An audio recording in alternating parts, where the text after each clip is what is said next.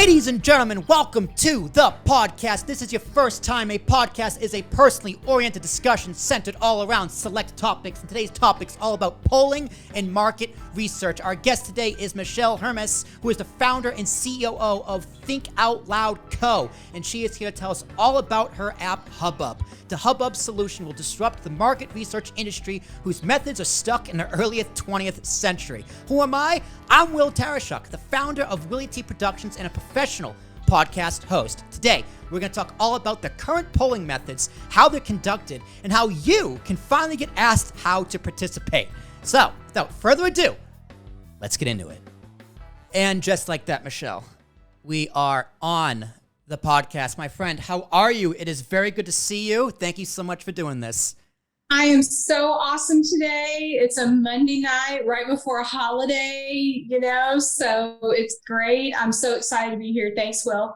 It is hot. It is hot in this room. Summer is fully upon us. Just for full transparency, we're recording this the Monday night before 4th of July weekend. So what a better time to talk about polling and not talk about politics. So Michele, please, I might have flubbed a little bit. You're the founder and CEO of thinkoutloud.co. So please, just introduce yourself very briefly and tell us all about Hubbub and what it is you do. Okay, great. Thanks so much. My company's name is Think Out Loud Co. Our brand is Hubbub. So every time you hear me talk, I'll be referring to something as Hubbub because that's what we've built is the Hubbub. What's it all about? What's all the commotion? What's all the noise? Is Hubbub. So, we built a market research platform in a complete 180-degree flip of the way that market research is conducted today. So we're really disrupting things. We're doing things a lot differently, which I hope we get to talk about here a lot today. So, I'm really excited. All right. So market research, I'm a founder. I heard the term market research all the time. So just kind of for the layman out there, what exactly is market research? Now, it sounds like, just doing research on your target market, but is it that simple or a little more nuances to it? So how would you describe market research? Yeah, so market research, you can get to the simplicity of it and say, you've got a researcher that's talking to a group of people and asking them questions and getting responses. The complexity comes in with market research is once the respondents give those responses to your questions. Say you're doing a survey for your restaurant, you want to launch a new menu item, and you want to find out, what people really think about shrimp fajitas. Should I go and invest the money in this perishable item before I go put it on the menu, change all my menus, get everything done, so you want to conduct a little bit of market research and ask some folks, what do you think about shrimp fajitas versus beef fajitas? Or, would you buy them if I put them on the menu? Asking your current customers and things like that. So, a market researcher has their questions that they're going to ask. They're usually on behalf of a brand of another company. So like in this case, it would be a restaurant that's thinking about putting this onto their menu. And they would ask a group of people, and it depends on the scale of the research that you want to do. But typically when you're looking at like opinion polls and things that are more in-depth or maybe larger companies, you want at least 500 to 1,000 respondents to answer your questions. So, it gets complex once the researcher gets the answers to all those questions because they take it immediately into these very complex scientific mathematical formulas because that sample size of 500 to 1,000, they have to make that representative of the population, which in America alone is like 315 million people. So, how do you know what everybody thinks about shrimp fajitas? Well, you can't go ask everybody. You can ask a small sample. And so they apply these really mathematical formulas and then they come up with their research results and it tells, a brand, in that area, not that area, that zip code or that city, shrimp fajitas are not really a big deal. Maybe they are in a different locale, things like that. So, but, then again, you've got polling, which are very few questions, that typically revolve around political issues and things that are topics of interest to people at a moment in time. So that's the basics of it. Researcher, ask questions, get results, manipulate them to be sample of the population representative, and then publish those results. Yeah, it's something honestly that's really really hard to do. Like even for myself as a podcaster trying to get market research on customers or an audience. I was speaking to a podcast not too long ago. He was like, I got an audience about 5,000-10,000 downloads per episode. How can I monetize? And my first answer was, ask them, right? Ask your audience, ask your listeners. It kind of seems like the most duh answer of just ask the people consuming your product, but it's something that people genuinely struggle with. It's something that's hard to actually tackle. But at the same time, it's also a $74 billion industry, which makes sense because everyone needs market research. Everyone needs help understanding their customer. But $1 billion, that's a big number. How did it become a $74 billion industry, this industry that you are now a part of? Well, it didn't, of course, always be so big. It started out small, just like any other industry, any other company. It was actually about 200 years ago that they started doing market research formally and opinion polling. And my Hubbub solution focuses on opinion polling, which is like a one question research question, and then you gather demographics associated with it, with that one question. So, it's actually kind of multi-question if you think about it. But yeah, it was with the 1824 presidential election that they did the first formal opinion poll. And they sent out almost like real ballots to people and asked them to fill them out and send them back. And then they counted everything up. And then they published their results in the Literary Review, which is the publication that was doing it at the time. And they were pretty darn accurate, actually, in that method where they brought them back and they just counted up votes. About 100 years later, a fellow named Gallup came along and totally changed the world of market research. He said, it's not feasible to go out and interview and ask questions of the entire population. We need to sample a smaller size of people, and then we will apply, like I was talking about before, those mathematics and try and make it representative of the population. And that's the way it's been going for the last 100 years. So here we fast forward to 2023, still doing things the same way, as we have been for a long time. So it's got a great history, but, it really needs to be advanced for the 21st century and modernized. And that's what Hubbub's trying to do. Well, yes. So I downloaded the app and it is curious. Pretty much it's just you scroll and you answer questions. And the questions vary from multiple different things, from politics to finance to movies, entertainment, sports, you name it, you can kind of have your preferences. But to me, it looks like the app works is I can set up my own poll and I can use the results. And can I sell that data? It's how can I as a user monetize on the app? Did I get that correct? It's pretty much I can set up the data and I can use it for my business, or I can sell it to whoever else wants it. Yeah, absolutely. So, the whole model behind Hubbub and doing market research is going back to the 1800s and sampling everybody. You can't get everybody, of course, but, instead of targeting 500 to 1,000 people, Hubbub is going to utilize the power of social media to make that sample size much, much, much, much exponentially greater and more representative of the population. So you have more accuracy and you're reaching more people of more diverse backgrounds instead of just, calling up or walking up to or, sending out something in the mail to people and say, answer these questions for me, please. Or even text messaging. You might have gotten text message surveys. So Hubbub is going to, put it out there to anybody that wants to answer.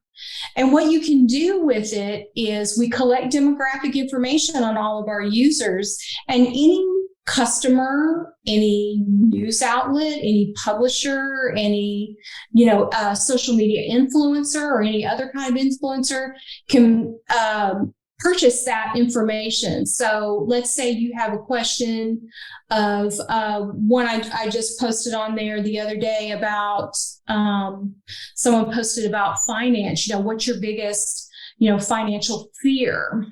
Is it retirement, having enough money for retirement, or is it just having enough money to get by week by week? So you can take all of that, all of those votes, yes, no, undecided, I don't care, whatever the multiple choice might be, and the demographics that goes along with each of those votes, which I have to put out there is segregated from your identity. It is only the vote and the demographics associated with you on that vote.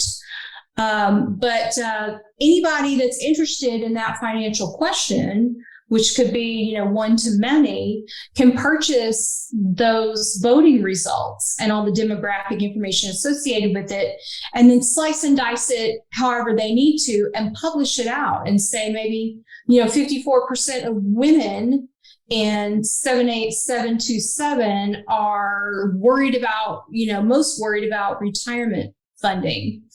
So the way that Hubbub users, though, get a piece of that is that what the customer pays to get that detailed information, the Hubbub user that actually posted that Hubbub, we call them Hubbubs, the poll content, gets 2% of that fee that Hubbub charges the downloader, the customer that wants that information. So, if 4 people, 5 people, 6 people, download that information, you get 6 times whatever their individual cost was, each one of them.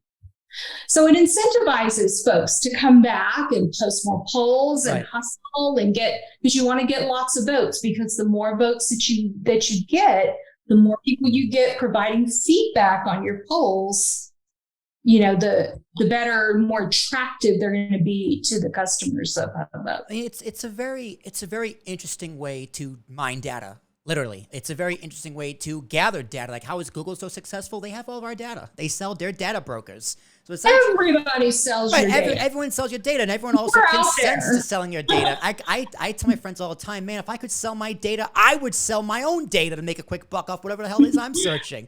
So, let me give an example here. So, say I did a poll on the greatest Spider-Man movie, like from everything from the first Spider-Man, Tobey Maguire, to the latest Spider-Verse movie. And 100,000 people answered that poll. And I could say 40% of all Americans, myself included, think Spider-Man 2 is the best Spider-Man movie ever.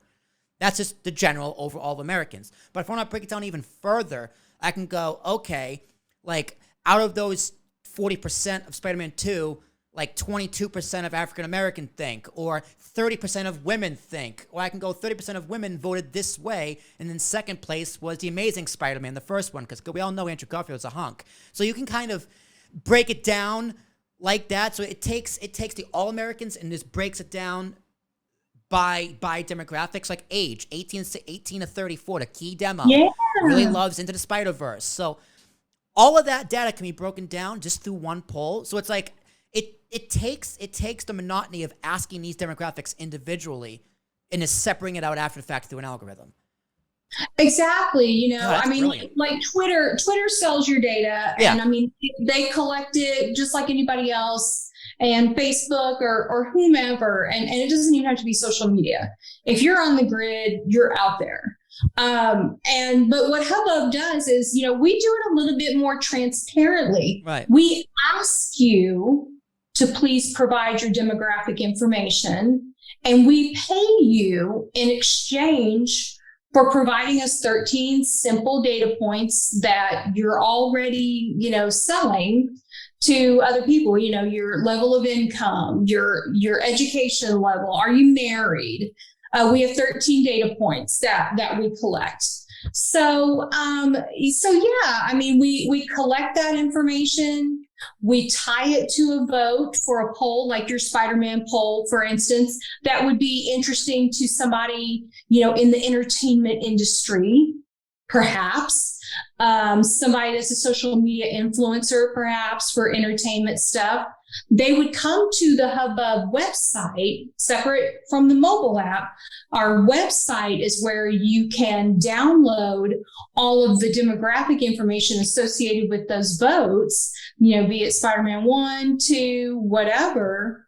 You get all that information, and then you slice and dice it, and you can publish it, however you need to. If you want to say, the results came out, 72% of people are saying Spider-Man 2, that's it. And of those 72% of people, 80% of them were African-American or make over $100,000, that kind of thing. So it really simplifies the process of doing market research. Instead of having to hire a company, get a researcher, have them go out, find people to ask questions to. We're putting it right in front of you through social media.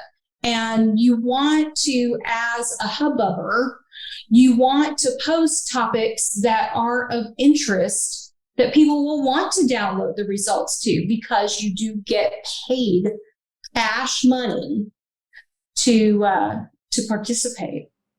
No, that's very interesting. Now, if I'm an advertiser, I'm trying to advertise whatever to whoever, and I want to go buy the results of these poll, do I go to you as the app, or do I go to the pollster who did the poll, or is it a combo of both? No, you just go to Hubbub. You go to ilovehubbub.com, and the users, the folks that want to get the cash incentives, or even somebody that wants to buy information, right? Anybody can post a Hubbub poll. Anybody. It is open. It is free. The app is free to download. It's free to use. There are no ads, nothing like that.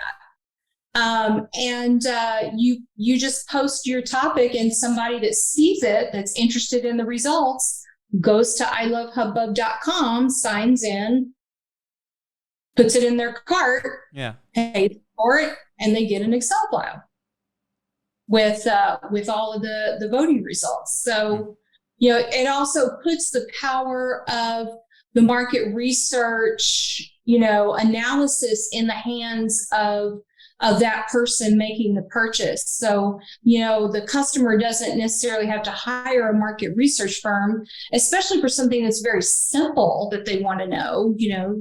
Again, back to my example of shrimp fajitas. That's a pretty simple question.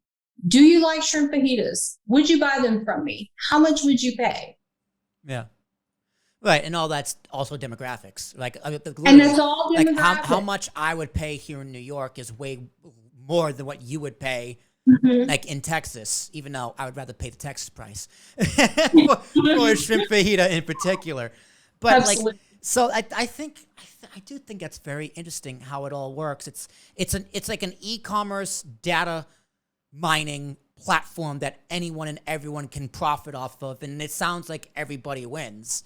So it's really cool. Yeah, everybody wins. There'll still be, it might sound like if there's some market researchers watching this, I'm not trying to put you out of business, not trying to do that. There are going to be companies and customers and brands that have very large, market research needs, and they need to pay $100,000 before they do a new product launch. It may be something very complex, but if it's a simple question or two that you can post out on Hubbub and get the answers for a really, really cheap price, why not try it? Right. Well, I say the same thing with podcasting. I consider myself a podcast agency, right? You are using my service right now as I'm a podcast host, but I don't consider the other podcasters or other agencies competition. they're potential partners. So if I'm overloaded and I got someone I know who needs a podcast, I can go to my friend Ryan, who's from Podcast Principles, who is phenomenal at what he does, and vice versa. If I offer something he doesn't offer. So it's like, I think the whole idea behind, we need to be competition. I think this is a flaw in capitalism in general, where it's like, we need to have competition. It's like, well, yes, we do.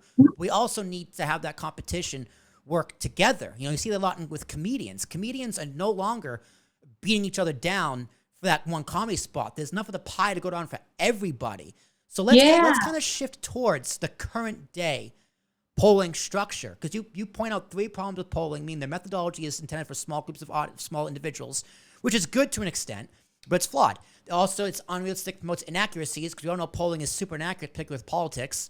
And then polling, as you said, is very expensive. So let's get into the first one, the methodology. It's currently, as it stands, intended for a small group of individuals, like you said, 500 to 1,000 people. So I'm assuming it's because of how expensive it is, but when current pollsters, go into the mind of a current pollster, why do they target that many people, 500 to 1,000, like you said, in a country which is not only 330 million people, incredibly diverse, and diverse more and more by the day? Incredibly diverse. Yeah, I mean, how many people can you really go to?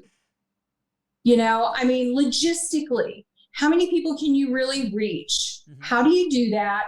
How do you get them to even answer you in the first place?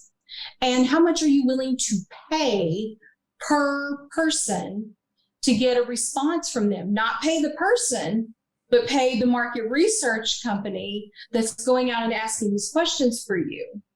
So yeah, I mean, it's just, 500 to 1,000. That's kind of the standard. Mm-hmm. You would love to get that many responses, especially in a political poll, to apply all this complex mathematics to it again, to make it representative of the greater population, the greater diverse population, which you don't really know if you're getting when you go out with these traditional market research, methods. Right. So how are these polls currently conducted? So let's give an example again. Let's say they want to do a poll on the current Democratic primary nominees. Now, they have 1,000 people they need to reach. Do they specifically target towards like California and New York, who is mostly blue in the cities, or they have to kind of target people in Massachusetts, people in West Virginia? Democrats still exist in Florida or swing states like Ohio, where it used to be. So like when they're currently targeting these people, are there any rules or regulations that say that has to be spread out, especially like with a Democratic primary, or is it kind of just pick 1,000 people that can all be from LA? Yeah, there's no rules or regulations really. It's just it's a matter of who is conducting the polling research, which introduces a bias right off the bat. Who's conducting the research, because the person that's responding may say, I don't like you, so I'm going to respond in a certain way, these methods and biases are very much tied together. So, 500 to 1,000 is kind of like a standard, you're doing really, really good if you get that much. With Hubbub, we're going to social media, implement it. So, 1,000 votes, we want to turn into 100,000 votes, 500,000 votes, so that you can see really, well, if I see 500,000 people are responding rather than just 1,000, all this mathematics may not really be necessary. Those are the methods that they're using. And part of doing these polls and stuff is asking for demographic information. So if you can keep somebody's attention for long enough and say, okay, thank you for answering my question about the Democratic primary, who you're going to vote for, RFK, Biden, whoever's running, can you also tell me your age range? Can you also tell me how much money you make? Can you also tell me this? Can you also tell me that? That's the only mechanism that they have to break down and say, well, behind the scenes, we did actually poll, mostly Republican people, perhaps, in their poll that they wanted to get Democratic people to. It just so they don't really know the demographic. So they don't know the demographics of the people before they ask them. And first off, how do they ask them? Is it phone calling? Is it knocking on doors? How do they find these 500 to 1,000 people to begin with? Most of the way that it's done today is by panels. So there's people that have agreed to participate in a panel, and they get, very small, trivial incentives, not cash, or, they get trinkets. And how do they reach out to those people? So how does one get on the panel?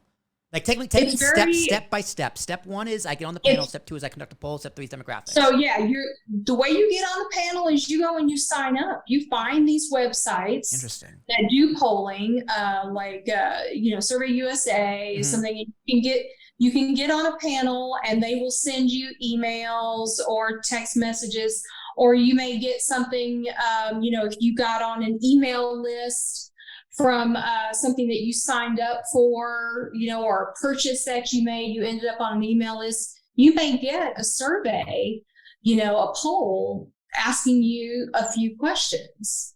So you get on a panel, and then they go and they say, their customer says to the market researcher, this is what I'm looking into. I want to know about what African Americans feel about the Democratic primary.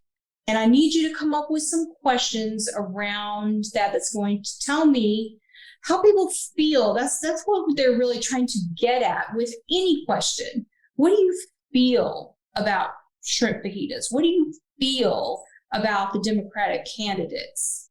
And so researchers have to position these questions in a very, very serious way, and the way they construct them. So, once you get on the panel, you'll get outreach, you'll get asked the questions, and you'll never hear from them again until they need you for another question. You don't know the results, you don't know the outcome, you don't get any follow-up or anything like that. And are these panels in person? No, not necessarily. They can be. They can be. There's several methods of performing market research. You can go door to door. A lot of politicians will go door to door, and they're folks. Phone calls, maybe at one point or another in your life, you might have gotten a phone call for a survey. Very, very, very expensive to do that method. They're doing a lot of text message surveys right now, but that's, again, only if you signed up for something that maybe you knew or you didn't know that you signed up for. Email surveys, and, a lot of news outlets and stuff, they just walk up to people on the street and ask them questions. And those aren't really meant to be scientific, surveys or anything like that. But that's some of the methods that are used to reach people. Scientific, I never even thought of that word. Is there, because obviously any idiot can go on the street and ask people questions, but is there a scientific method behind the current system of polling? Like, I know there's ways, like, we're going to get into how they ask questions to get a specific answer in a little bit, but in terms of just getting people to answer questions, there's an actual method, scientific method behind getting those people. Yes. Interesting. Yes, not necessarily getting those people, or any people, because I've always thought of polling as like the Nielsen family, right? They use the Nielsen boxes to track the ratings, but it's like I have never met a Nielsen person, and I have never met someone who's participated in an actual poll. So it's like, where do these people come from?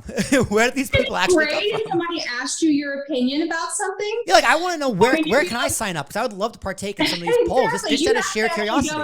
Yeah, you actually have to put yourself out there and research and and get on these panels and stuff and become part of focus groups. You kind of got to know people, or sign up for a lot of things if you want to be a part of polling. And it sounds time consuming though. Like I have a job, right? I'm a working man over here, so it's like this.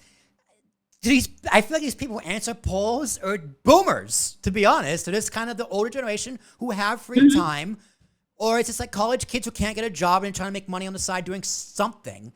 So it's just like, again, how is it also representative if it's so complicated to get these people? Like it still seems a little confusing as to how to actually partake in a poll. It's like, I gotta do the work to partake in a poll that's going to determine the future of the country potentially, or the future of media, or the future of sports, or the future of insert thing here. You do.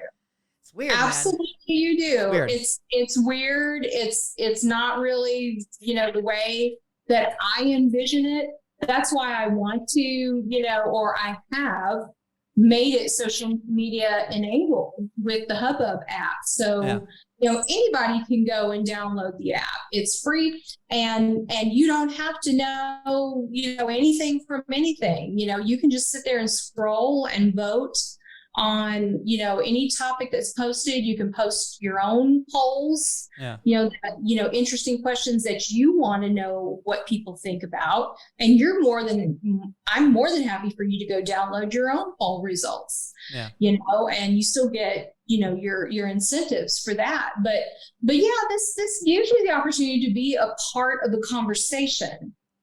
And you don't have to go in search of being parts of panels or things like that. Or, the guy that's the customer asking the market researcher, add my buddy in the cubicle next to me to your research panel, stuff like that, So yeah, this opens it up to the masses. It opens it up to 340 million people if they would like to come and download the app, which I would absolutely love.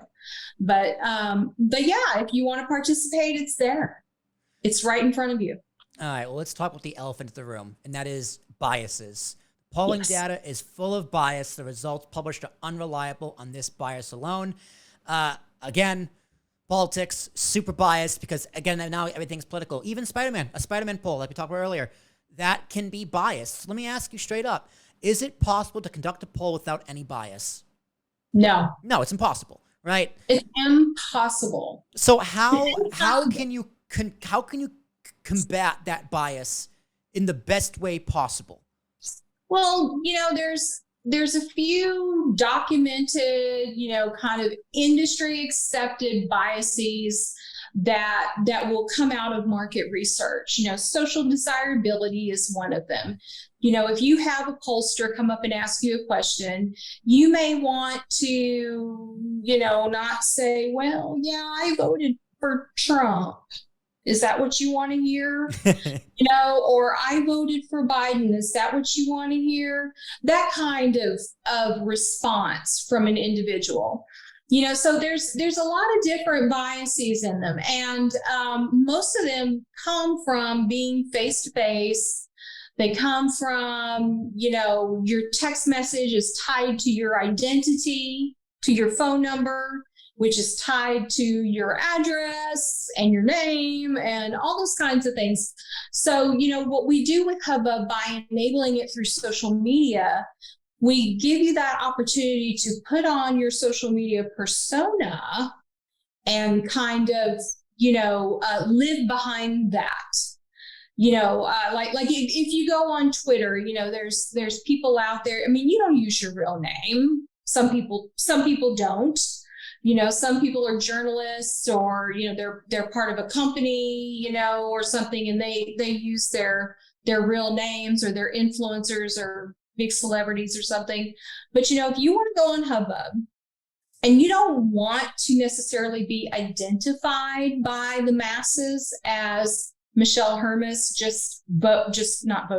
Michele Hermes just commented on the Hubbub app that, Spider-Man 2 sucks. And I don't know what Will is talking about. And all these How dare you, first of all? How dare I, right? And then you would respond to me, right? How dare you, Michele? No, I can hide behind my social media persona, and you could say to me whatever you want. And the way that it works is, if somebody is not facing you, and if somebody is not challenging you, your identity, Will, Michele, whomever, then you're more likely to open up.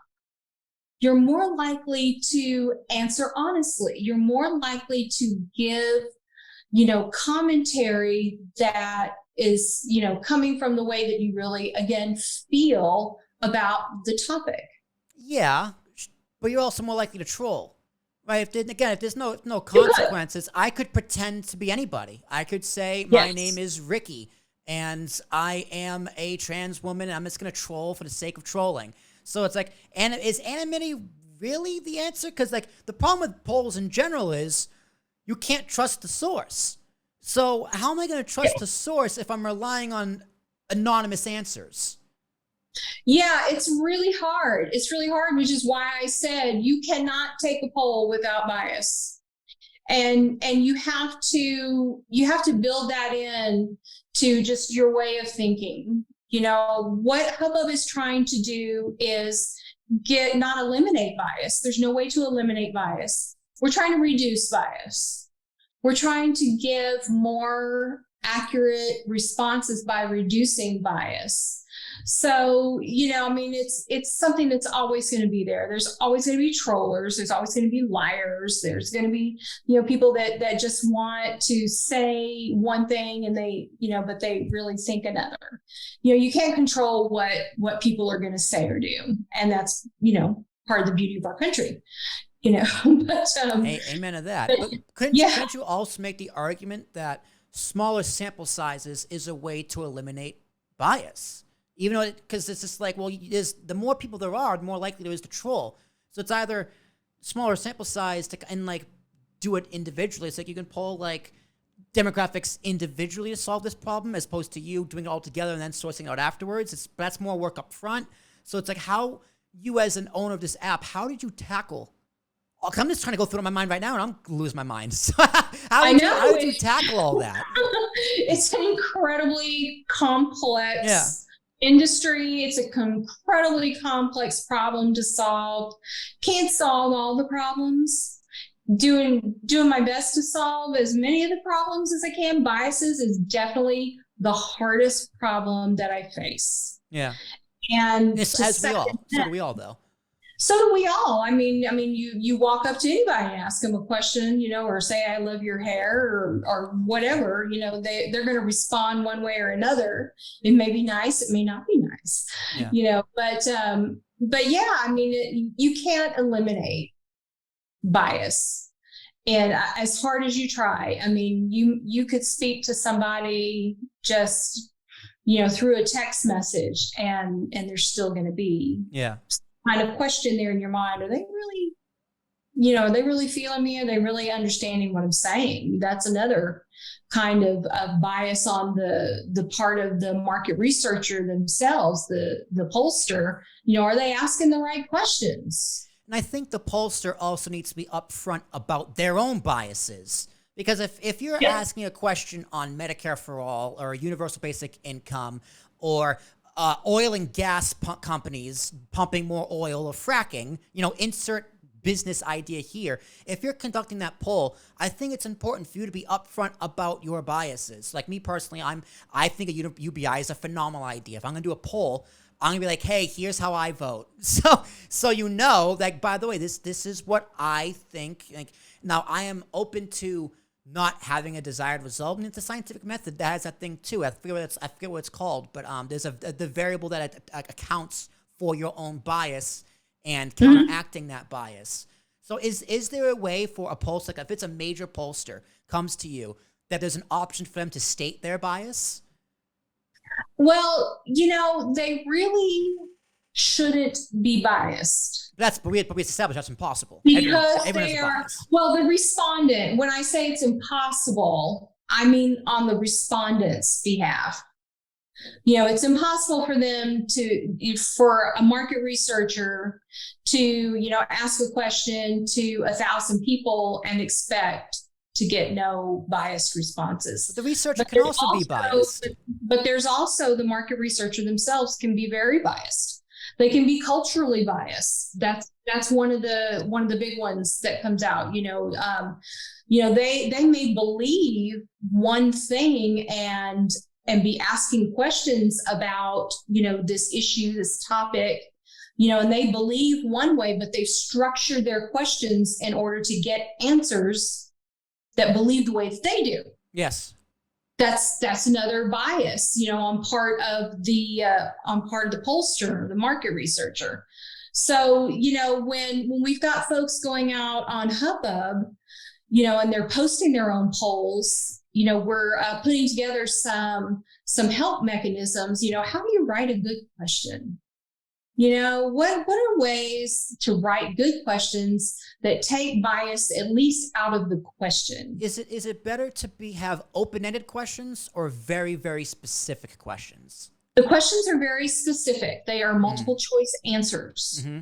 So, but you can have several option choices. You don't have to have yes, no, undecided, I don't care. We always have undecided and I don't care as like defaults that we put there for you. Because there's always going to be people that like, I just don't know. And there's always going to be people that are like, I just don't care.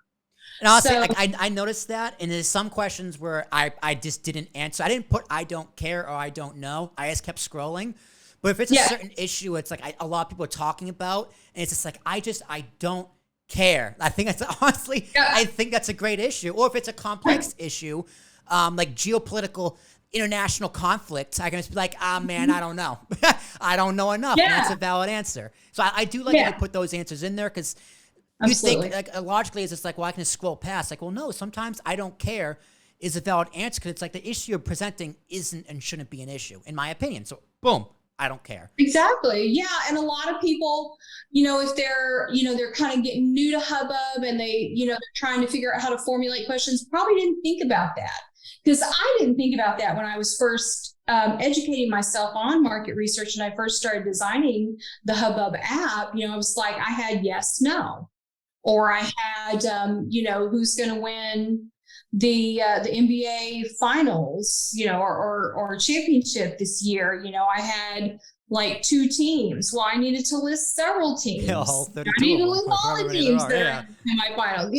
Stuff like that, so, you'll get used to it. You'll get acquainted with how to ask good questions, use the Hubbub help on how to frame good questions. They don't have to be yes, no questions. They can be, other types of multiple choice, and it doesn't have to be just the 4 answers. You can add answers to there. Like I did a poll the other day, where the question was, which one was that? It was related to a movie, and it's like, do you like it?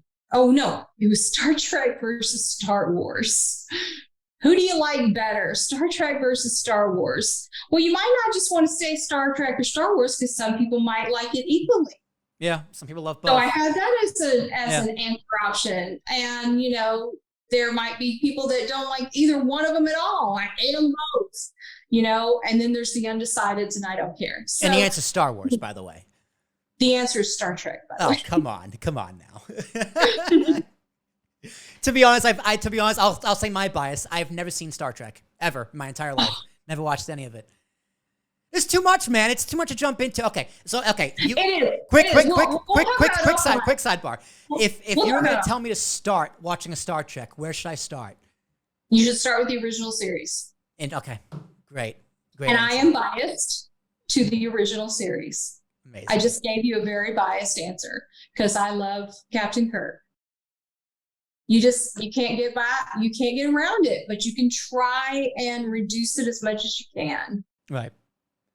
Yeah. So do you have any, like, if I'm a pollster, right? I've never done this before, but if I want to come on and do some market research on podcasting, are there any guidelines for me as someone who's never done this before? Here is the best way to get started. Like, here's how you formulate questions, the do's and the don'ts, how to combat bias. Like any training courses that you provide to someone who's looking to be a pollster and actually use the platform?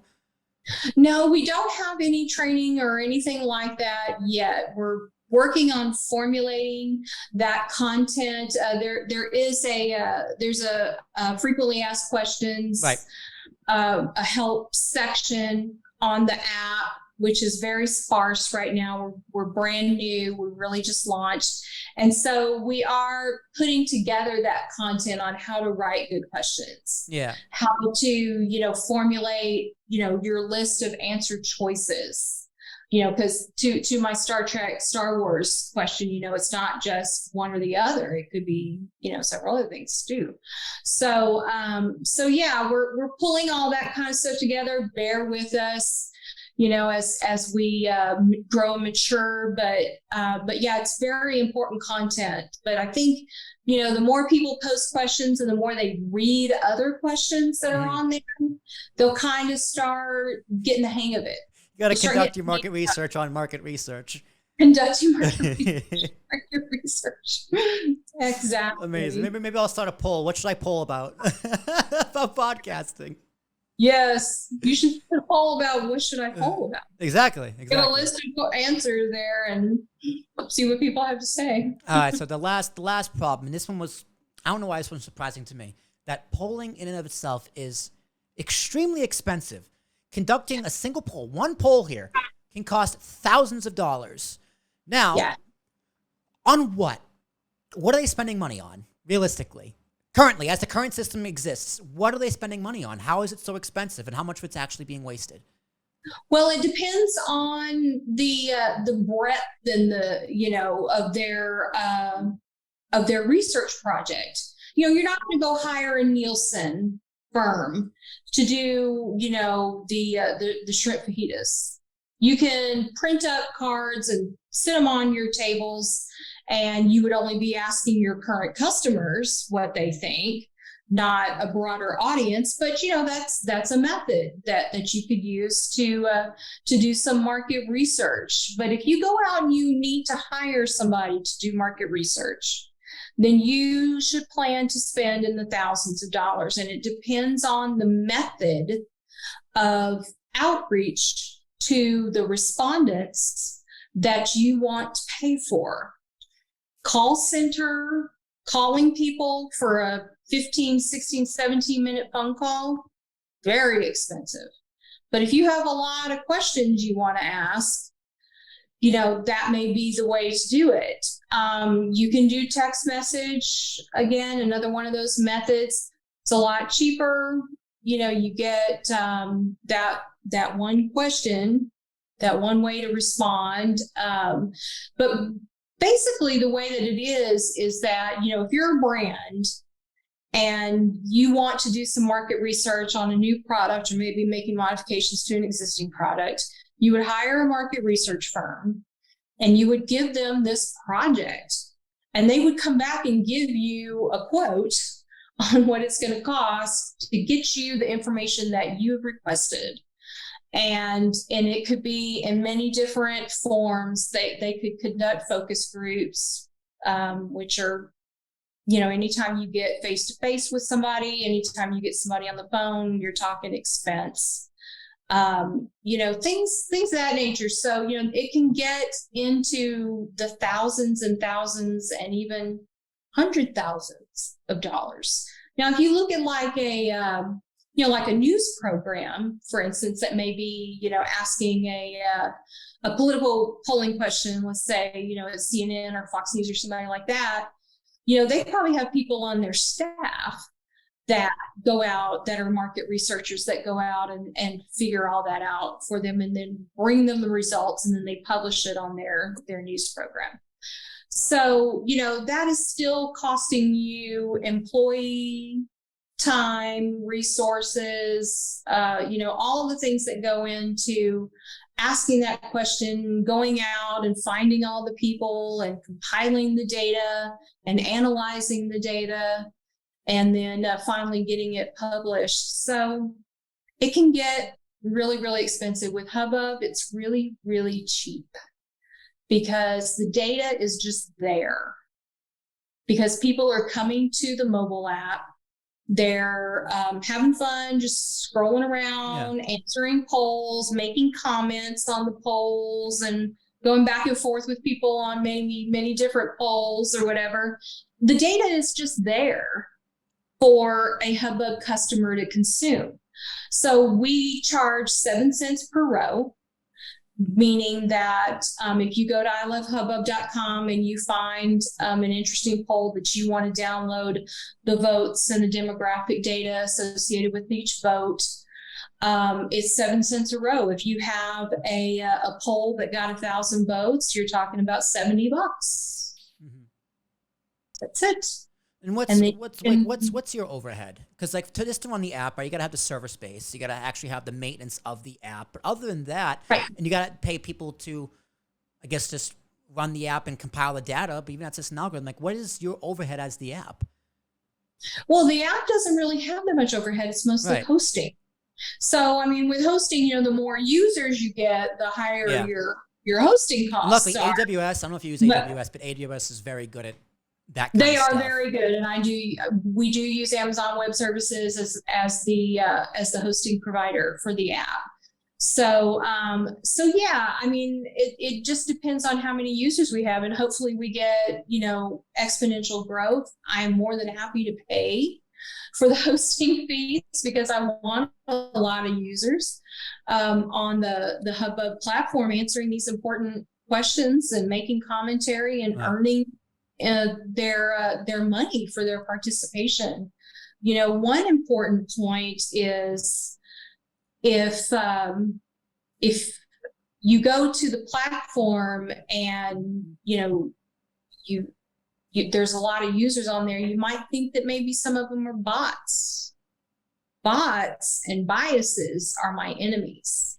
Yeah. How do you combat bots? That's a great question. I didn't think, I thought biases and trolling, but bots.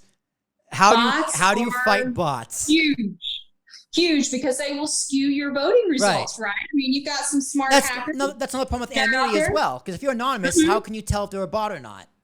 Yeah, exactly. So, you know, one of the very first things that we did was, you know, one of the early requirements was I can't have this platform overwhelmed with bot accounts and bot voting responses. You know, when you see what happened to Twitter, you know, what percentage of the accounts were bots, you know, they said 5, it actually turned out to be, you know, something 80, like a lot, 20 or something. a lot, most, a bunch. a lot, too So many. you don't really know who you're talking to. And so we actually built into the technology that, and this is technology that we're patenting, is some bot protection. Now you can buy products that wrap around your back end. That's where hackers come in and they hack into the back end of your product, not the front end of the mobile app or so much, or the front end of the website, but they're trying to get into the back end where all the data is. That's what they want. I didn't think that. Like, how much do you have to invest time, energy, resources into cybersecurity, protecting your data? Because say if I'm using a VPN, right? My IP address is in the United Kingdom. That data is, and I do it by accident, right? That data is accidentally skewed and inaccurate. So how important, how much do you think about cybersecurity on a daily basis? Think about it. It keeps me up at night. It keeps me up at night. One of the things that we did, and this was just a few months ago, is I wanted to make sure that the back end and the security of the app had a great deal of integrity. And so partnered with a cybersecurity firm that actually went in and did what's called a penetration test. And they tried to hack into our back end. And I mean, they have like professional certified, I mean, there's certified. Yeah, they're not called certified hackers. For lack of a better term, they are paid. Companies will pay them to like hack my system and find the faults, and then they'll honestly pay them again to fix it. Yeah. Yes. That is a real job. It is a real job, and it's as far as I'm concerned, I think it's a very important job. Absolutely. Absolutely. Anyway, you hear about things every day, but yeah, we partnered with them, got their folks to do the hacking jobs. They uncovered holes in our back end. We plugged all of those holes that they reported to us. And we also built in with the bot stuff. We do have a wrapper around the back end, a product called Cloudflare that handles pretty sophisticated bots. But as far as the voting mechanism goes, that is highly protected by what I was talking about earlier, some technology that we want to patent about when you're on the app, if you see a little icon above the question that looks like a little robot, and if you tap on it, it'll bring you a message. We detected bot activity on this poll, and we have filtered out what we believe are the bot responses. So what you see below you is as accurate as we can possibly, determine. So we're trying to be very transparent and say, you know what, we know bots are an issue. And we've put technology into place to not just identify them, but we say, this is a bot, this is a bot, this is a bot. We take those 3 out of the results, and we only show you what we think are genuine people that have voted from genuine accounts from a genuine person. We can't give you 100% guarantees, of course. Yeah, I was gonna say, is there a way to verify? Is there a way to verify the information as best as possible? Yeah, as best as possible. That's what we do. All right, Michelle. Yeah. That's all I got for you. I think Hubbub is a really cool app. It's a cool feature. I like using it. It's fun to use. But before we go, as a podcast host, I like to throw a curveball at the end. The final question of any podcast should always go to the guest. If there's anything you want to ask me, now is the time. Absolutely. I want to ask you how long you've been doing this, because I think you do a terrific job, and I've really been looking forward to it. Well, how long I do podcasts? I've been podcasting since 2015. Anyone knows my journey in podcasting knows I've been doing that for a very long time. But this right here, podcasting as a service, where you come on a podcast with me, I am a professional podcast host. Under a year, probably. I gotta double check the drop date of that first one. But no, it's been 6 months. I moved into this apartment in February. The first one I did was in February. So as of July, I've been doing this podcast as a service thing for 6 months. I'm trying to break my way into this world of podcasting in a different and unique way that is playing to my strength. My strength is definitely talking to people on a podcast and distributing that podcast to as many different platforms as possible. So obviously it's going to live on your website, your YouTube, or whatever you want to do with it, but it's also going to live on mine, which is the Talking with Tarashuk podcast. Because anytime a Tarashuk talks in a podcast, goes in a Talking with Tarashuk podcast. It just fits like a glove. So yeah.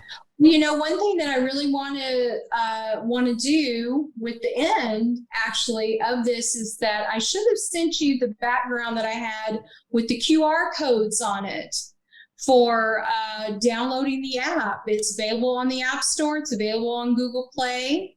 So it's free to download. I would love to maybe get those QR codes. I'll put them in afterwards. In fact, as we're talking, they're already going to be down there.